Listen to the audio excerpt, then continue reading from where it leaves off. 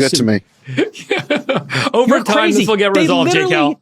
Stable Diffusion copied the Getty image watermark and put it on a reproduced work. Okay. I think Stable Diffusion's bigger problem is they can't do noses and ears and eyelids. That looks like the bigger problem to me. Anyway, shout out to Stable Diffusion for stealing Getty image content. So funny. Just wholesale. By the way, Mozart influenced by Haydn, not Beethoven. Sorry.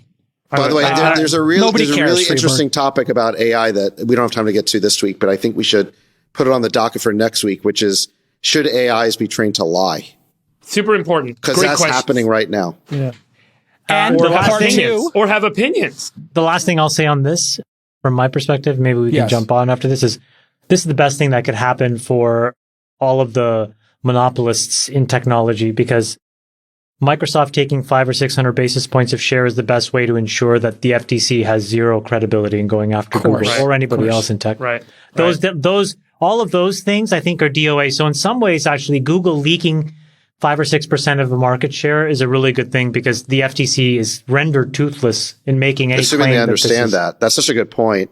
I mean, it's kind of a good news, bad news scenario with this whole thing. The good news is that the Google monopoly has finally been cracked. The bad news is that it's Microsoft, an even bigger monopoly. That's the one that's done it. But it just shows like how vulnerable all these big tech companies are. TBD. And they may all end up competing with each other. What's great is everyone's got a tactical nuclear weapon now, and we don't know where it's going to get pointed and who's going to set it off and where. And like the weaponry has completely changed. Yeah, the weaponry totally changed.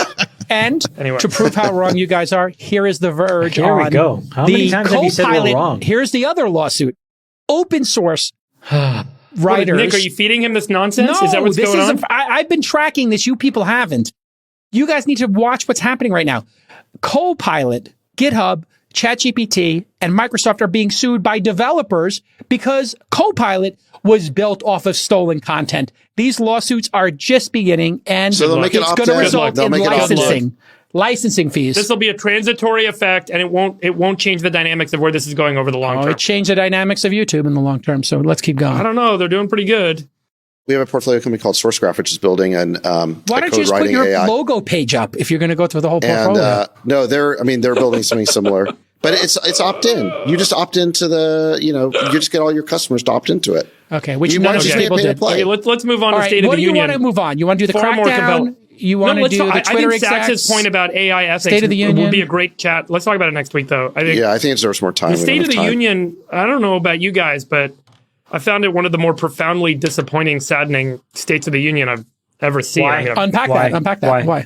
I think it was, we often kind of focus on the 1 year cycle of what the State of the Union says, but I think what's more important is how much the data that's coming through in the State of the Union supports the more scary long-term cycle. I've talked about this a lot on how scared I am about kind of where we're headed with respect to the U.S.'s ability to fund its financial obligations.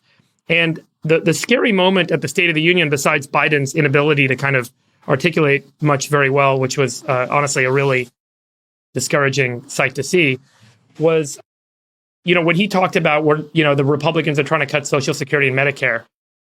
The U.S. Treasury put out a projection, which I tweeted last week, originally shared on Twitter by Lynn Alden. This is the U.S. Treasury's forecast of debt held by the United States over time. And the assumptions in this forecast are we've got a certain amount of debt today, and we're running Social Security and Medicare forward without cuts. And so what happens as we make these Social Security Medicare payments and we accrue and pay interest on the debt that we hold today, and we don't change the tax rates in this country, and this is what happens. So it's a runaway kind of debt scenario, and the U.S., by definition, has to default at some point because you cannot tax every dollar of the economy at 100% at some point.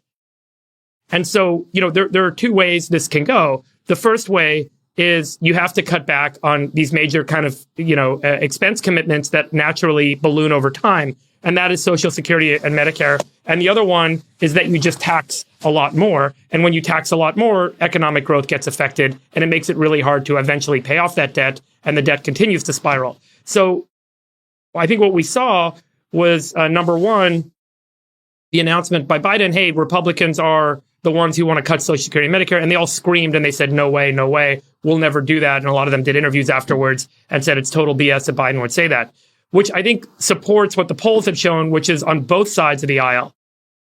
People do not want to see Social Security and Medicare cut in any way right now. That means you can't, and you guys saw what happened in France, where they pushed back the retirement age by 2 years, and there was effectively riots across the country. I don't know if you guys saw this a few weeks ago. We didn't talk about it, but it was pretty brutal, pretty ugly. And so this is a real cost that's coming bare. It's coming bare in the United States, not just with the publicly funded Social Security and Medicare programs, but also with a lot of the private pensions that are going to need to get bailed out with the same federal money, because they're not going to let those things go bankrupt. And that's another $1 trillion plus of liabilities. So, that cost is going to balloon. And the only solution at that point is to introduce massive tax hikes. And so they propose this billionaire tax, this tax on unrecognized capital gains. It is literally, if you keep Social Security and Medicare where they are, and you don't pay down the debt, and you don't grow the economy fast enough, you have to introduce significant tax hikes across corporate and the individual taxpayer base. And so, it really, again, if you zoom out, it really indicates this steepening curve that the U.S. has to climb its way out of. And as you tax more, there's less to invest in the economic growth. The government is a far worse investor in economic growth than the free market. And that means that we can't grow our way out and grow GDP enough to ultimately cover our debt obligations. And this is what Dalio's book that I mentioned in 2021 was so kind of importantly sharing. This is a multi-100-year cycle, and the last couple decades get really nasty. And this chart, which is a forecast from the actual U.S. Treasury, highlights the problem. And the comments made at the Congress, in front of the Congress this week by the President of the United States, indicates how serious of a problem this is going to be, because no one wants to cut these major cost obligations that we have coming due.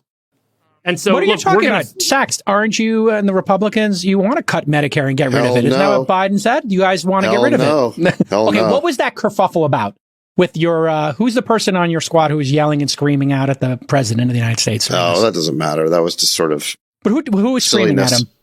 I don't know. But let me tell you what happened in the State of the Union is that Biden was basically trying to take a page out of Bill Clinton's playbook.